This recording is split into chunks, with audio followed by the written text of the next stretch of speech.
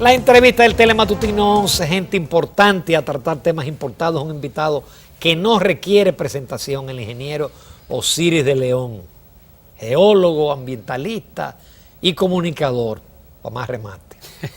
Osiris, bienvenido, encantado. Saludos, saludos Ramón, saludos Alfredo, saludos a todo el pueblo dominicano, contento de estar compartiendo con ustedes aquí en esta mañana para hablar de temas que ojalá resulten de interés para la comunidad. No lo son, lo son. Y yo quiero comenzar con uno porque eso fue como un remenión, porque todo estaba como decidido ya en Domingo Sabio, un gran proyecto del gobierno. Vivienda, cuando de repente sale que es fruto de estudios geológicos que tú hiciste, no se pueden construir viviendas en la zona, en el margen del río, y resulta que eso ha provocado un pandemonium de la gente diciendo que no, que ellos no quieren dinero, que ellos quieren vivienda y que no quieren desalojo. Realmente, cuando el gobierno proyectó el Domingo Sabio, no se habían hecho los estudios de suelo. Se había hecho una parte importante de los estudios. Los estudios evidenciaban que el terreno era blando, que allí tú lo que tienes es arcilla blanda, arena suelta y un poco de turba. Y que esos materiales no son aptos para fines de construcción porque no tienen suficiente capacidad de carga. Tú estás hablando de apenas 0.3 kilogramos por centímetro cuadrado, que son 3 toneladas por metro cuadrado, cuando normalmente para fines de fundaciones en arcilla, uno anda buscando 1.5, 1.8, 2 kilogramos por centímetro cuadrado. Quiere decir que tú estás hablando de que la capacidad de carga que tú tienes allí en aquel suelo es un 10, un 15. Se te hunde se te hunde lo que tú pongas ahí. ¿Tú recuerdas que yo tuve en el 2016 una confrontación pública con el tema de la escuela? Sí. En esa zona de la escuela, la zona de los guandules. ¿Por qué yo estaba opuesto a la escuela? Porque yo decía que esas zonas de inundación, además de que el terreno es lodoso, recuerda, si tú lo buscas ahí en los periódicos, que la prensa comenzó a publicar el tema de la escuela porque se estaban hincando pilotes. Había un programa de hincar más de 100 pilotes para poder soportar la escuela, porque el terreno en condiciones naturales no soportaba la carga de la escuela. Una zapata no es más que una pequeña losa de hormigón armado que tú pones en el suelo, que va a asumir un esfuerzo que no es más que el peso que tú tienes ahí distribuido entre el área. Es decir, fuerza entre áreas te da esfuerzo. Ahora bien, tú siempre estás buscando que ese suelo no se te asiente.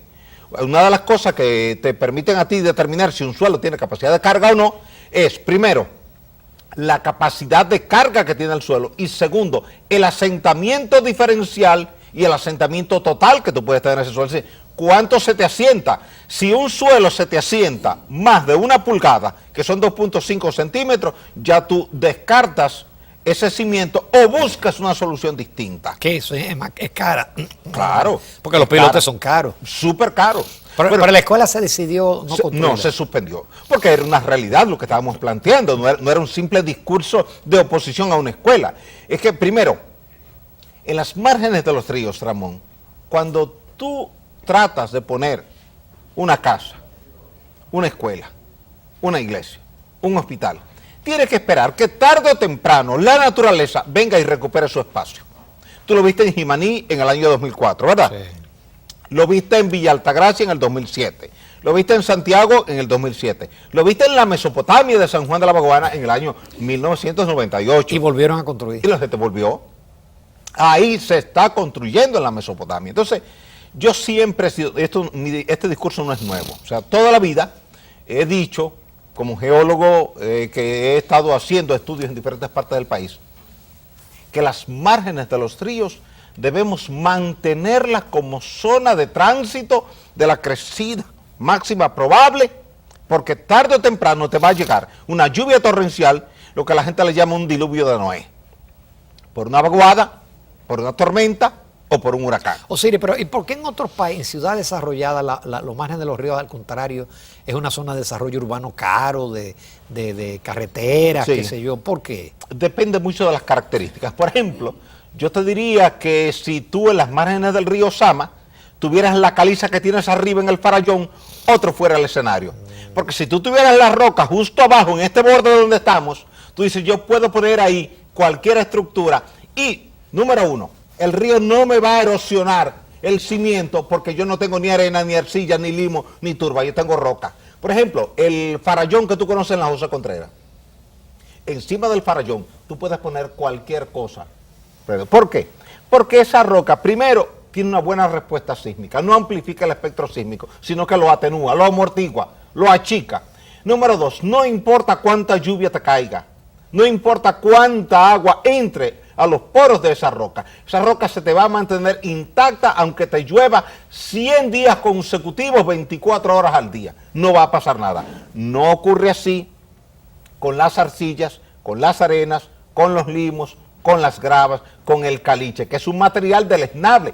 Y cuando el río hace una crecida, cada vez que duplica la velocidad, la fuerza se eleva al cuadrado. Si triplica la velocidad, la fuerza se eleva al cubo. Si cuadruplica la velocidad, la fuerza se eleva a la cuarta potencia. Quiere decir que eso lo que tú ves es que el río desarrolla una capacidad de erosión y de arrastre descomunal, que a veces la gente se pregunta, ¿y cómo el río pudo hacer eso? En Jimaní murieron 1.800 personas en mayo del 2004, y aquello fue terrible. Entonces, si tú tuvieras, como tienes en otros países, que la margen del río es una roca rígida, una roca fuerte, entonces tú no tendrías ningún problema. Tú dices, yo levanto una torre aquí de 50, 80 pisos, lo que se ha estado planteando ahora con Bávaro y Punta Cana. Vamos a hablar de eso ahorita. Sí, entonces, cuando me han preguntado que yo he dicho, no, ahí no hay problema, porque ahí tú tienes la misma roca que tú tienes en el malecón de Santo Domingo o en el malecón de San Pedro, y tú puedes poner... Ahí lo que hay que cuidar es las cavernas. Sí, evidentemente, a la caverna. Entonces, cuando tú tienes caverna, tú puenteas la caverna para que el esfuerzo del edificio que tú estás colocando ahí se distribuya en una losa que a su vez lo que hace es distribuir uniformemente. Ya no se usa la inyección de cemento. Si las cavernas son pequeñas, pensando en mi época de ingeniero. Si las cavernas son pequeñas, por ejemplo, en la Caona se ha hecho muchas veces, en la 27 se ha hecho muchas veces. Los pasos a desnivel que tenemos en la 27 de febrero, eso que tú ves en la Núñez de Castre, en la de Fillol, en la Carmen Mendoza de Corniel, en la privada, yo hice los estudios para eso y en todos encontramos cavernas. Entonces lo que se hizo fue una combinación de dos cosas. Primero se inyectó una lechada de concreto y después se puso una losa de hormigón armado de 40 centímetros para que puenteara cualquier debilidad que hubiera quedado donde no hubiera entrado la inyección. De forma tal de que el tránsito pueda pasar por ahí de forma segura y que no te falle esa estructura. Lo hicimos en la autovía del Coral. Pasando frente a la Cueva de las Maravillas, la gente no lo sabe, por ahí debajo hay cavernas también. Entonces, como la ley ambiental prohíbe esas cavernas que tienen arte rupestre, pictografías o petroglifos, ¿qué se hizo?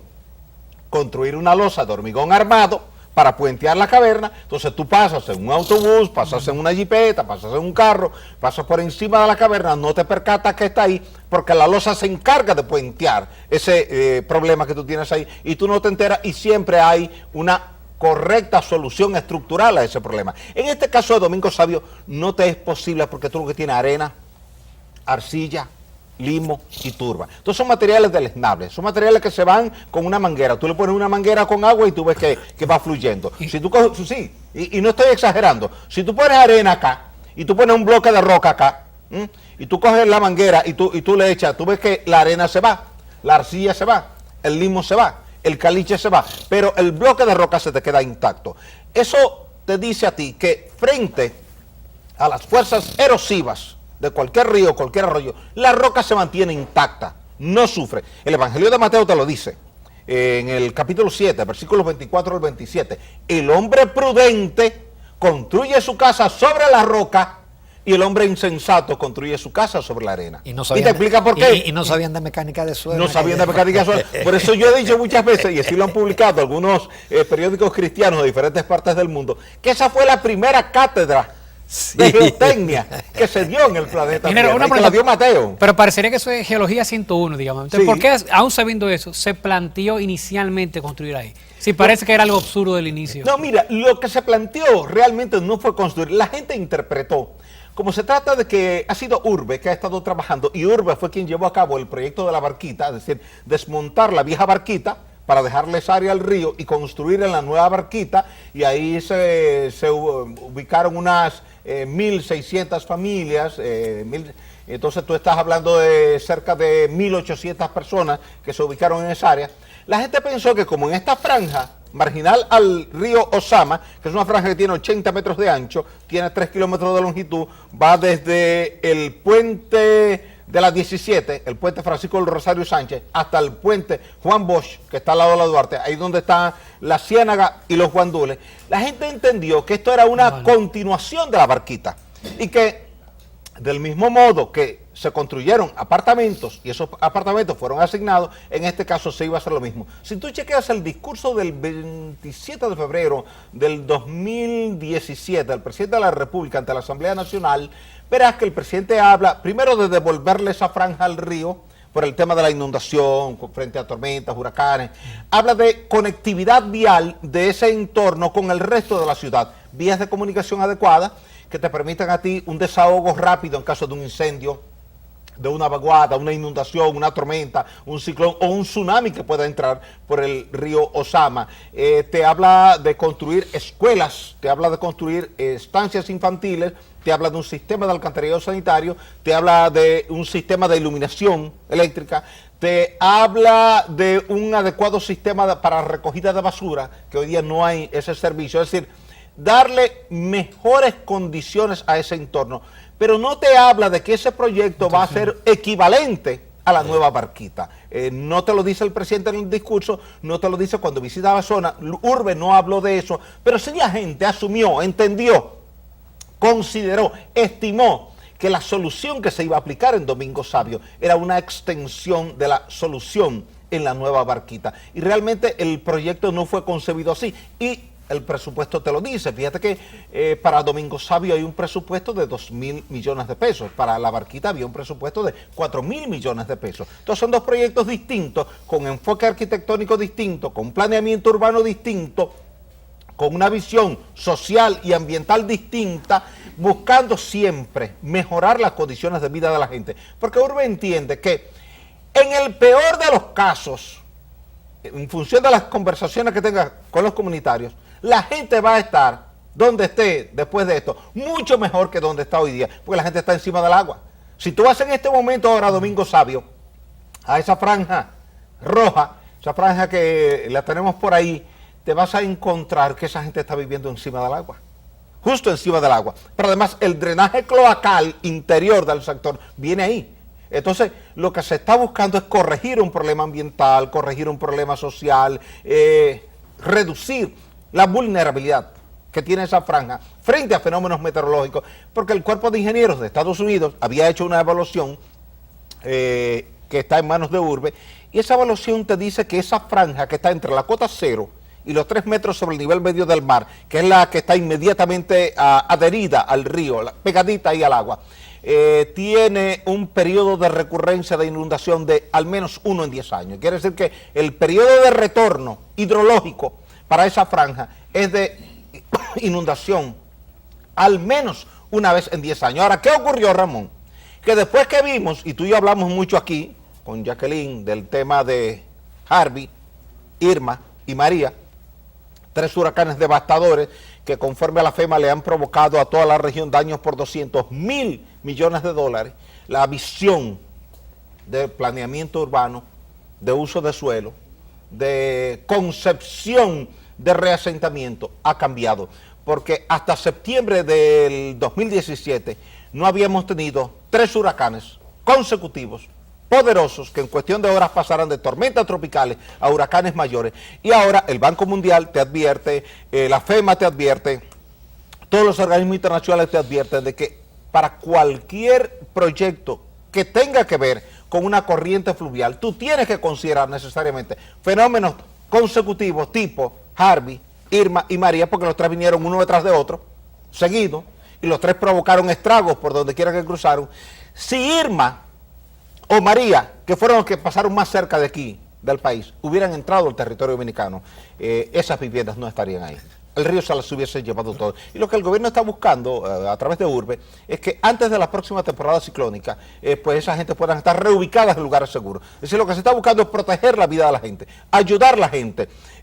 Algunas personas dicen, no, pero es que yo no quiero dinero, yo quiero que me den una casa. Le están ayudando a identificar lugares dentro de la misma zona Domingo Sabio, porque está dividido en 3 franjas, franja roja, que es una franja A, franja marrón, que es una franja B, y franja amarilla, que es una franja C. La amarilla está entre la cota 5 y la cota 10. La marrón está entre la cota 3 y la cota 5. Entonces lo que se está planteando ahora es que la gente que está entre la cota 0, que es el mismo nivel medio del mar, al nivel del río, porque el río ahí es una ría, Alfredo, hasta la cota 3, todo eso se ha desocupado, porque si en agosto o en septiembre viene una vaguada, una tormenta o un huracán, eso pudiera ser barrido por la corriente del río. Muy bien, yo creo que está suficientemente claro. Vamos a una pausa comercial. Volvemos en unos minutos con el ingeniero Osiris de León y otros temas.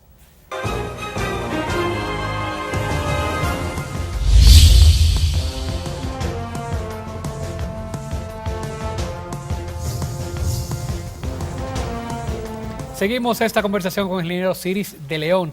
Aparte de esas viviendas en orillas del río y demás, yo recuerdo que no hace mucho vimos en la Castellana, en los Prados, sectores, digamos, de clase media alta, que ocurren también deslizamientos. ¿A qué se debe entonces estos hundimientos de tierra? Sí, hay hundimientos frecuentes en el sector Los Prados. Por ejemplo, la calle Fontbernard, tú has visto que ahí cerca del Club Los Prados se producen hundimientos. En la misma esquina norte y noroeste del Club Los Prados siempre se produce un hundimiento, porque toda esa zona es arcilla. Si tú chequeas el Gran Santo Domingo, te vas a encontrar que la roca caliza te llega hasta la John F. Kennedy, pero hasta el Club Paraíso hacia el oeste. Que cuando tú vienes desde el Club Paraíso hacia Los Prados, tú te das cuenta que hay una bajada fuerte, abrupta, que se llena de agua siempre que llueve. Sí. Ahí hay un cambio entre la roca caliza que está arriba, la parte alta, donde está, por ejemplo, Santo Domingo Motors, ahí eso es roca caliza, pero tan pronto tú bajas, allá atrás, ya es arcilla. Esa arcilla es deleznable. Y para que la gente lo entienda, mira, es muy fácil, Alfredo. Si tú tomas un poquito de arcilla con tu mano derecha y lo cierras en el puño, y coges una piedra con tu mano izquierda y abres la llave de agua y pones los dos puños debajo de la llave de agua y abres los dos puños, 2 minutos después te vas a encontrar que donde tú tenías arcilla está vacío, no hay nada. Y donde tú tenías la piedra, la roca, está igual. ¿Por qué? Porque la arcilla tiene una particularidad. La arcilla entra en suspensión coloidal en presencia de agua. ¿Por qué tú crees que los ríos siempre van sucios cuando llueve? No es que el agua de lluvia cayó sucia, es que el agua de lluvia, al entrar en contacto con la arcilla, genera esa suspensión coloidal. La arcilla te simula que se disolvió, pero ella no se disolvió. Ella aparentemente desaparece. Fíjate que tú tomas un vaso de agua sucia del río, y tú pones el vaso ahí y el agua está totalmente sucia, color marrón. Tú lo dejas media hora y media hora después tú vas a ver que la arcilla ha vuelto a precipitar, recuperó su estado sólido físico y el agua te quedó limpia arriba. Eso te pasa en Los Prados. En Los Prados cuando llueve mucho, sabe que esa zona no tiene un adecuado sistema de alcantarillado pluvial ni sanitario. Entonces se han hecho pozos filtrantes para las dos cosas, para las lluvias y para los inodoros. Entonces, ¿qué ocurre? Cuando llueve mucho, las calles transitan mucha agua y esa agua entra por los pozos filtrantes, que son el drenaje pluvial de la zona, va al subsuelo y comienza a lavar la arcilla. Se va lavando a través de un sistema cavernoso subsuperficial y tú vas perdiendo volumen. Entonces, a la medida que tú pierdes volumen, el terreno arriba va cediendo hasta que termina colapsando. Por eso tuviste hace un par de años o 3 años una camioneta que estaba estacionada en una marquesina y de repente el dueño encuentra la camioneta allá abajo en un pozo. ¿Y qué pasó?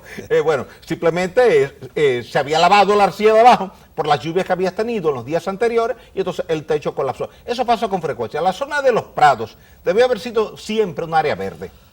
Igual que San Jerónimo. Porque no es ilegal construir un área, ¿o sí? O sea, se puede construir legalmente hablando. Tú puedes construir, pero tú tienes que tomar en consideración las características del suelo. Esa es la ventaja de tú hacer estudios de suelo. Porque entonces tú ves la respuesta de ese suelo, por ejemplo, ante las lluvias, ante un terremoto, ante la carga muerta que te produce el edificio, o ante la carga dinámica de un terremoto que pueda durarte 30 segundos, 60 segundos, 90 segundos. Entonces, ¿cómo vas a responder eso? Y a partir de ahí, tú diseñas para las peores condiciones que tiene ese suelo. Sí, ese hay edificios en esa zona. Claro, hay hospitales. Y hay hospitales en esa zona. Ahora, lo que ocurre es que, por ejemplo, en esa zona tú no debes construir estructuralmente como tú construyes en Naco o en Piantini, porque en Naco tú tienes una rigidez extraordinaria en la roca, por tanto, cuando haya un terremoto, la onda sísmica, al pasar por Naco, va a pasar a una velocidad entre 1200 y 1500 o 1600 metros por segundo. Está impedida de amplificarse. Sin embargo, cuando esa onda pasa por los prados,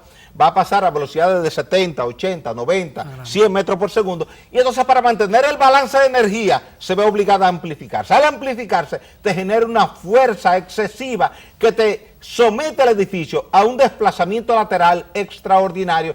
Y si el edificio no está diseñado para asumir ese esfuerzo tangencial que está recibiendo, falla por cortante y colapsa.